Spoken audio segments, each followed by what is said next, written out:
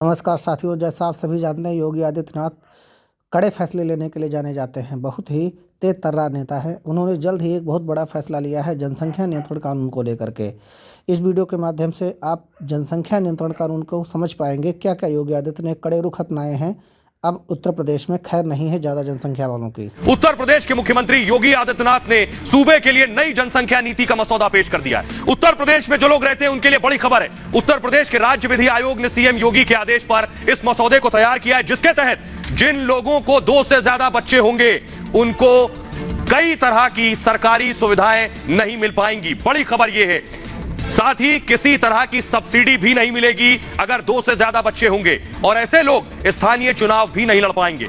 मसौदे के मुताबिक 2 से ज्यादा बच्चे वाले अभिभावक 77 तरह की, जी हां 77 तरह की सरकारी योजनाओं और अनुदानों का लाभ नहीं ले सकेंगे। जिन लोगों के 2 से ज्यादा बच्चे होंगे वो सरकारी नौकरी नहीं कर पाएंगे, यानी उन्हें सरकारी नौकरी नहीं मिलेगी। इसके अलावा जो लोग पहले से सरकारी नौकरी कर रहे हैं, देखिए जरा बड़ी खबर ये, अगर पहले से सरकारी नौकरी कर रहे हैं और बच्चे 2 से ज्यादा है तो उनके 2 से ज्यादा बच्चे हैं, उन्हें अब प्रमोशन नहीं दिया जाएगा।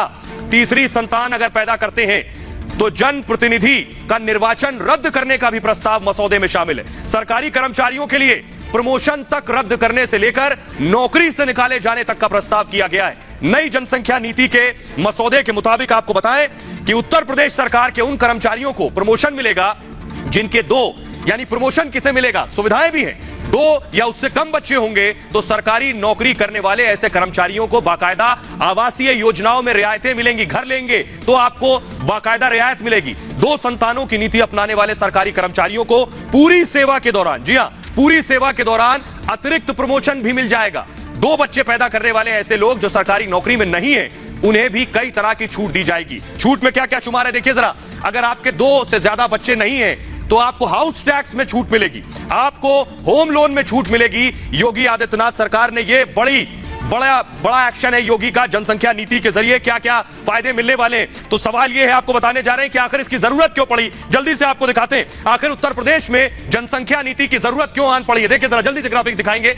नई नीति की वजह है उत्तर प्रदेश में जनसंख्या दरअसल लगातार बहुत तेजी से बढ़ रही थी। इसको काबू पाने के लिए यह कोशिश की गई। 2011 में 20 करोड़ आबादी थी, 2011 में, 2021 में 24 करोड़ हो गई, यानी 4 करोड़ बढ़ गई है। जरूरी सुविधाओं पर दबाव बढ़ गया था लगातार। उत्तर प्रदेश में कई तरह के संकट खड़े हो गए थे यूपी के सामने। पानी की किल्लत शुरू हो गई थी, उत्तर प्रदेश का हाल जानते हैं। बिजली की खपत बढ़ गई थी कि आखिर बिजली कटौती यूपी में हो रही। रोजगार की समस्या पैदा हो गई थी कि यूपी में एम्प्लॉयमेंट नहीं है। गरीबी बढ़ गई थी यूपी में इस जनसंख्या वृद्धि की वजह से। शिक्षा में गिरावट आ रही थी लगातार, प्रदूषण बढ़ गया था यूपी में। तो यह वजह रही, दरअसल जरूरत थी कि जनसंख्या नीति को लेकर आया जाए। और बड़ी वजह मैं आपको बताऊं कि यूपी ने कई बड़े बड़े देशों को पीछे छोड़ दिया है, वो मैं आपको दिखाने जा रहा हूं। देखिए जरा, इससे पहले भी मैंने आपको दिखाया, लेकिन एक बार फिर से नजर डालिए जरा, यूपी ने कैसे दुनिया के अलग अलग मुल्क को जनसंख्या में पिछाड़ दिया है। देखिए जरा ग्राफिक्स आपके सामने है। उत्तर प्रदेश की आबादी कई देशों की आबादी के बराबर है। बेशक बराबर नहीं, मैं कहूंगा ज्यादा है। आप हैरान हो सकते हैं लेकिन ये एक सच्चाई है। देखिए जरा, उत्तर प्रदेश में 24 करोड़, उत्तर प्रदेश की आबादी आपके सामने देखिए जरा, 24 करोड़ यूपी में है। एक मुल्क पाकिस्तान, पड़ोसी मुल्क है, दूर जाने की जरूरत नहीं है, पाकिस्तान की आबादी भी यूपी से कम है। अगला देश लेकर आइए, 23 करोड़ पाकिस्तान की आबादी है। बांग्लादेश 16 करोड़, यानी उत्तर प्रदेश से कम आबादी बांग्लादेश की है, पड़ोसी मुल्क है। बांग्लादेश में 16 करोड़ आबादी है। तीसरा देश देखिए, ब्राजील की आबादी 22 करोड़ है, 22 करोड़, 24 करोड़ यूपी में, यानी ब्राजील से भी आगे है उत्तर प्रदेश। आपको सीधी और सरल भाषा में समझाते हैं, इससे फायदा क्या होगा। आपकी कितनी तनख्वाह है, 30,000, 40,000। देखिए क्या होता है, दरअसल आपको बताने जा रहे हैं, ये जान लीजिए कि यूपी में आबादी विस्फोट को रोकने के लिए नई नीति लाई जा रही। उसमें क्या क्या है ये भी हम आपको बता दिया है, लेकिन अगर ये नई नीति आती है तो इससे फायदा क्या होगा, यह समझना जरूरी है। इसे समझाने के लिए आपको एक उदाहरण हम दे रहे हैं, जरा इसे समझिए।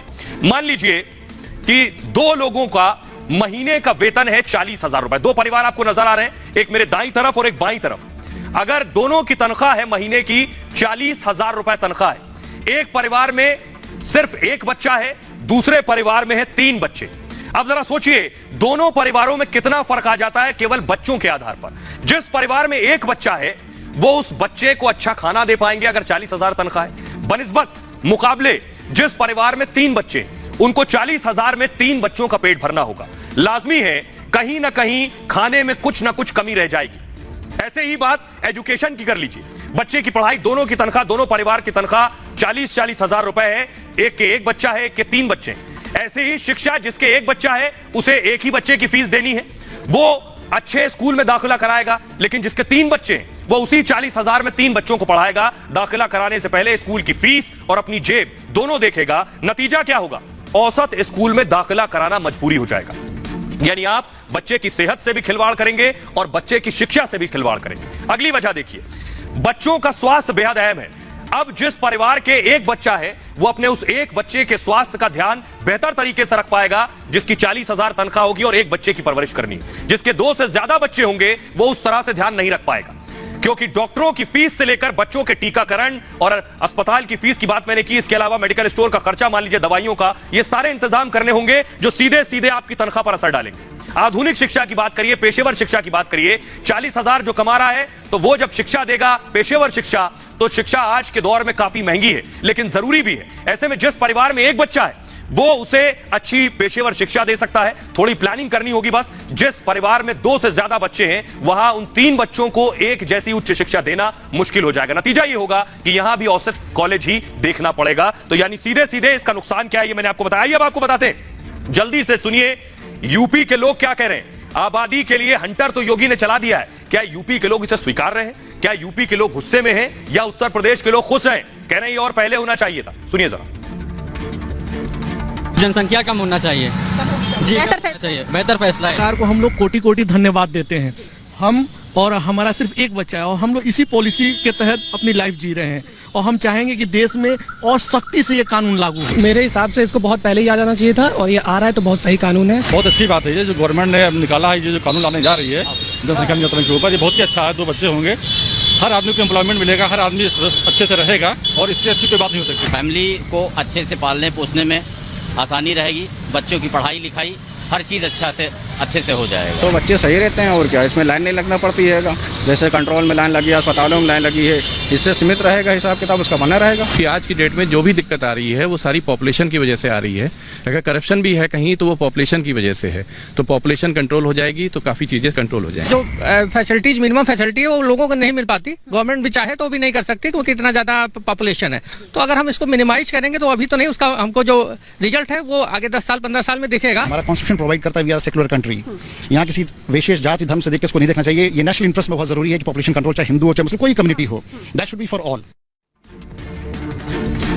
तो योगी आदित्यनाथ ने आबादी को काबू करने का तरीका खोज लिया है, लेकिन योगी दरअसल अपने कड़े फैसलों के लिए ही जाने जाते हैं। सोचिए, चुनाव नजदीक है, उससे पहले योगी ने फैसला लिया। इससे पहले भी उत्तर प्रदेश को सुधारने के लिए योगी ने क्या क्या फैसले लिए ये आपको बता रहे हैं। उत्तर प्रदेश के मुख्यमंत्री योगी आदित्यनाथ ने जिस दिन से सूबे की कमान संभाली है उस दिन से उत्तर प्रदेश को उत्तम प्रदेश बनाने का उनका मिशन यूपी शुरू हो गया है। पहले माफिया, फिर यूपी की मूल समस्याओं का समाधान और उसके बाद सूबे की स्वास्थ्य ढांचे को जिस तरह से सीएम योगी ने संभाला है वो वाकई काबिले तारीफ है। सीएम योगी लगातार अपने मिशन पर काम कर रहे हैं। यूपी में अब तक योगी ने कई कानून बदलाव किए हैं और कई नए कानून बनाए हैं जिनकी जरूरत काफी पहले से महसूस की जा रही थी।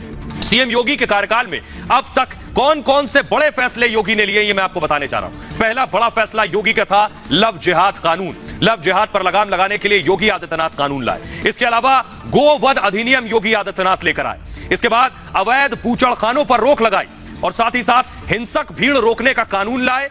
तोड़फोड़ की भरपाई पर कानून लाए कि अगर तोड़फोड़ करेंगे तो भरपाई भी आपकी जेब से होगी। विवाह पंजीकरण पर भी योगी आदित्यनाथ कानून लेकर आए हैं। लेकिन अब सवाल यह है कि क्या सिर्फ यूपी में यह कानून की जरूरत है, क्योंकि पूरे देश की आबादी तेज रफ्तार से, बुलेट ट्रेन की रफ्तार से बढ़ रही है। जैसा मैंने पहले आपको बताया कि चीन को भी हम पीछे छोड़ देंगे, तो क्या इसी तरह का कानून पूरे देश में लाने की जरूरत है? यह मैं इसलिए कह रहा हूं, जरा देखिए पूरी दुनिया के मुकाबले हम कहां खड़े हैं। उत्तर प्रदेश, मैंने आपको बता दिया, उत्तर प्रदेश वो राज्य जो बड़े बड़े मुल्कों से आबादी में आगे हैं, लेकिन भारत भी पूरी दुनिया के अलग अलग देशों से आबादी में कहीं आगे। देखिए जरा, मैं आपको दिखाने जा रहा हूं हिंदुस्तान कहां खड़ा है आबादी के मामले में। योगी वाला कानून पूरे देश में चाहिए।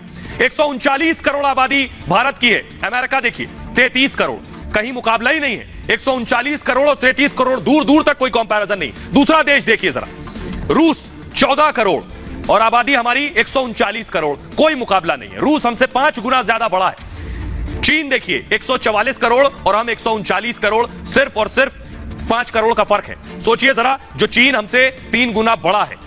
इसके अलावा देखिए ब्राजील, हमारी 139 करोड़ आबादी और ब्राजील की 22 करोड़ आबादी। तो आखिर कैसे रुकेगी आबादी? वक्त आ गया है कि इस पर काबू पाया जाए।